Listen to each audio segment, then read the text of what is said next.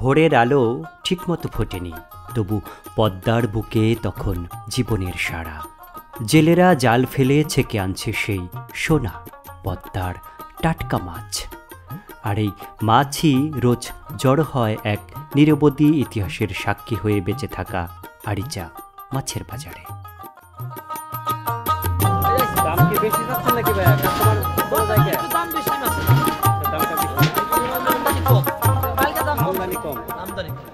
মানিকগঞ্জের শিবালয় উপজেলার বুক চিরে যেখানে পদ্মা যমুনা নদীর মিলন, সেখানেই দাঁড়িয়ে আছে এই প্রাচীন বাজার। কথিত আছে ব্রিটিশ আমলেই এর সূচনা।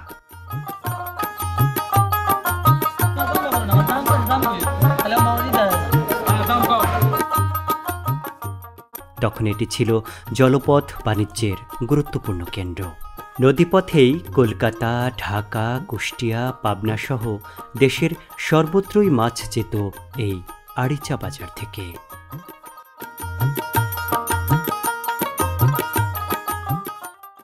আড়িচা বাজার শুধু একটি মাছের বাজার নয়, এটি যেন জীবনের আরেক নাম। প্রতিদিন ভোরবেলা এখানে হাজির হন শত শত জেলে, পাইকার আর খুচরা ক্রেতা।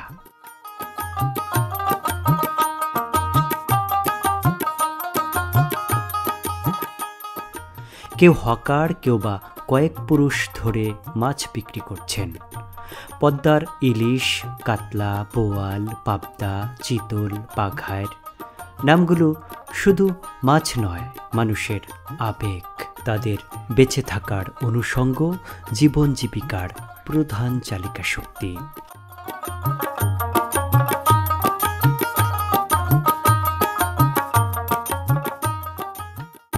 70 বছরের বৃদ্ধ আব্দুল মালেক বলেন, আমার দাদার আমল থেকেই এই বাজারে মাছ বিক্রি হইতেছে।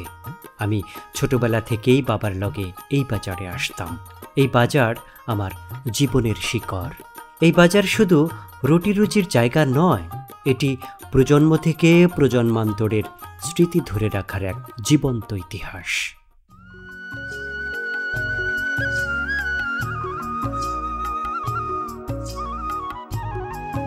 পদ্মা নদীর টানে এই বাজারে জড়ো হয় জীবনের টুকরো টুকরো গল্প।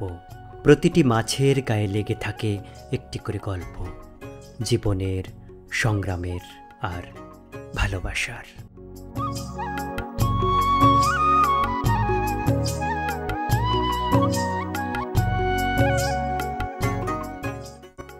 আধুনিক কোল্ড স্টোরেজ আর সুপার শপের ভিড়ে যেখানে গ্রাম বাংলার ঐতিহ্য হারিয়ে যাচ্ছে, সেখানে আড়িচা বাজার এখনও টিকিয়ে রেখেছে তার আদিমতা আর প্রাণশক্তি।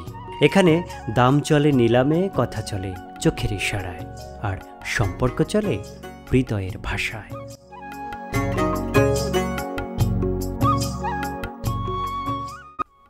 বলতে ভুলে গিয়েছিলাম, আমরা খুব সকালে রওনা দিয়েছি আশুলিয়া থেকে আড়িচা মাছ বাজারের উদ্দেশ্যে। রাস্তায় তখনও গাড়ি চলাচল পুরোপুরি শুরু হয়নি।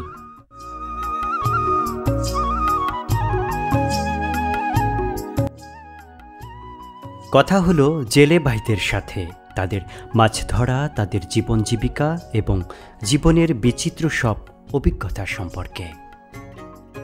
ওই ফসলা 200 পিয়ালি এইরকমই আর কি, দিয়ে তাছাড়া মাছ নাই তো। 40টা দুয়ারি দিয়া আমি 1000 টাকা দিচ্ছি। 1000 টাকা খরচাটাই তো এটা কষ্ট, মানে এখন তো মনে হচ্ছে ভালো থেকে বাড়িতে চলে যাবে। এখন জামাল হলে মানে ডাকাত ডাকাত প্রচুর পরিমাণ ডাকাত। সেই ডাকাতগুলা কি আসলে এই রাত্রেতেই আসে না দিনের বেলা? মানে মাছ নিয়ে যায় নাকি টাকা পয়সা নিয়ে যায়? মাছ নেয়, আবার নৌকা দুম ধরে নিয়ে টাকা পয়সা নেয়। এমনি কাউকে এমনি আটকায় মুক্তি পৌঁছায় নাকি আবার? না, তা আসা না। জলদস্যুদের মতো? না, তা আসা না। ওরা খালি মাছ নিব, টাকা নিব, এই লিব পয়সা। মাছ নিব, টাকা নিব। ওই কোন জায়গায় মাছ ধরা নৌকা থেকে আর প্রশাসন যাবে জানে কেমনি? জানবে না। নদীর ভিতরে থাকে পুরে আমরা রাত। ওরা তো মনে করেন যারা চোর ডাকাত, ওরা তো ওই তালেই থাকে। ওরা থাকে মানে ফাঁকাটা নাও পাইলো খাবার দাবার জন্য। আচ্ছা আচ্ছা, দুইটা মাছ পেলে মাছ। এরকম কি মাঝে মাঝেই হচ্ছে এই পদ্মা যমুনাতে? হ্যাঁ, পদ্মা যমুনায় মাঝে মাঝে হচ্ছে। মাঝে মাঝে হচ্ছে, প্রতিদিন কি 2-1টা ঘটে? প্রতিদিন ঘটে না, সপ্তাহে 1-2বার করে ঘটে। 1-2 করে ঘটে, তাহলে তো খুবই আতঙ্কের বিষয় আসলে। আমরা গরিব মানুষ, চলাফেরা আমি কষ্ট নদীতে মাছ ধরে। নদীতে মাছ এত কষ্ট করে নদীতে, প্রিয় দর্শক মণ্ডলী, এত কষ্ট করে এই জেলে ভাইয়েরা এত কষ্ট করে নদীতে যখন মাছ ধরতে যায়, সেই মাছগুলো আবার জলদস্যু বলবো না, এরা ডাকাত টাইপের আর কি মাছ, এবং অনেকে ট্রলার ছিনতাই করে, সেই ছিনতাই করে তাদের কাছ থেকে টাকা আদায় করে, অনেকে মাছগুলোও নিয়ে যায়। এই যে সারা রাত কষ্ট করে যে মাছগুলো ধরে, সেই মাছগুলো তারা ছিনিয়ে নিয়ে সেখান থেকে চলে যায়। তো এটা আসলেই অনেকটা হৃদয় বিদারক এবং খুবই মর্মান্তিক বিষয়। এটা আসলে আপনাদের ভিতরের কষ্ট, এটা হ্যাঁ লুকানো কষ্ট, যে সারা রাত কষ্ট করে মাছ ধরলাম, সেই মাছগুলো ডাকাতি নিয়ে গেল, তাহলে ওই দিনে আমার কোনো ইনকাম নাই, না ইনকামটা আরো লস হয়, আরো লস হয়, কারণ এই যে এইটা ডিজেল কিনি, নৌকার একটা খরচ আছে, খরচা আছে, ওই দিনকে লস হয়। এই দেশের পরিস্থিতি চলছে আর কি, মানে এই যে মাঝখানে যে কিছুটা লোক যে সারা পাইছে, ওই এর সাথে ভালো রাজনীতির লোকও সারা পাইছে, ওর সাথে কিছু খারাপ লোকও সারা পাইছে। ওই খারাপ লোকগুলোই এই কাজ শুরু করছে। এখন তো সরকারটা মনে করেন যে সরকার, বর্তমান যে সরকার আছে, এ তো অস্থায়ীভাবে আছে, এ তো কোনো মানে শাসনের দিকে এখন এগিয়ে যেতে পারে না। প্রিয় দর্শক মণ্ডলী, আমরা আসলে চাবো যে এই জেলে ভাইয়েরা যাতে সুন্দরভাবে নদীতে মাছ ধরতে পারে এবং যেইটুকুন মাছ পায় সেটাই যেন তারা ন্যায্য মূল্যে বিক্রি করতে পারে। হয়তো সাপ্তাহিক কিস্তি আমরা মাছ মারি, মাছ মারে ওই কিস্তি মিস্তি যেদিনকে মানে ডাকাতে নিয়ে যায়, ওই দিনকে কিস্তির টাকা বাইরে যায়। আর যদি হয়তো ফেরে মশারে বাইসা থাকি, তাহলে আর ওই বাজে না।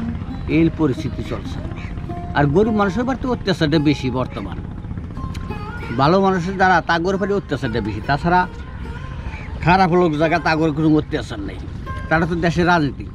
চুল 5 পিলে দিয়া মনে করেন যে ভাঙা ভাঙা করে ঘুরতেছে, ভালো পোশাক গায়ে দিয়ে ঘুরতেছে, চামড়া দিতে পায়ে লাগিয়েছি।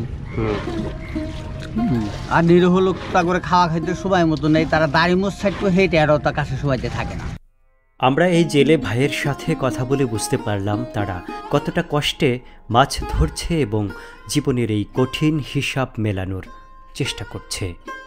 নতুন প্রজন্মের কাছে এই বাজার শুধু মাছ কেনার জায়গা নয়, এটি তাদের গ্রামের ইতিহাস জানার পাঠশালা, যেখানে তারা শিখে জীবন, নদী আর জেলেদের রুটি রোজগারের জীবনগাথা। দিন শেষে বাজার যখন ফাঁকা হয়, পদ্মার বুকে যখন পড়ে রক্তিম রোদের আলো, আরিচা মাছের বাজার তখন জেগে থাকে স্মৃতির ভেতর গল্প হয়ে। এই বাজার, এই নদী আর এর মানুষ সব মিলেই গড়ে তুলেছে এক অলিখিত মহাকাব্য। আর এই মহাকাব্যই হলো আরিচা মাছের বাজার, পদ্মার টানে গড়ে ওঠা ভালোবাসার এক রঙ্গমঞ্চ। এই ভিডিও সম্পর্কে আপনার মতামত অবশ্যই কমেন্ট বক্সে লিখে যাবেন।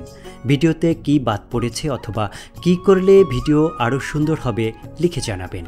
আপনার পরামর্শ আমাদের পাথেয় হয়ে থাকবে। ভিডিওটি ভালো লাগলে একটি লাইক দিতে পারেন, মন্দ লাগলে কারণটি কমেন্ট করে জানাতে পারেন। এই ধরনের ভিডিও যদি সবসময় দেখতে চান তাহলে চ্যানেলটি সাবস্ক্রাইব করে রাখতে পারেন। নিজে ভালো থাকুন, অপরকে ভালো রাখুন।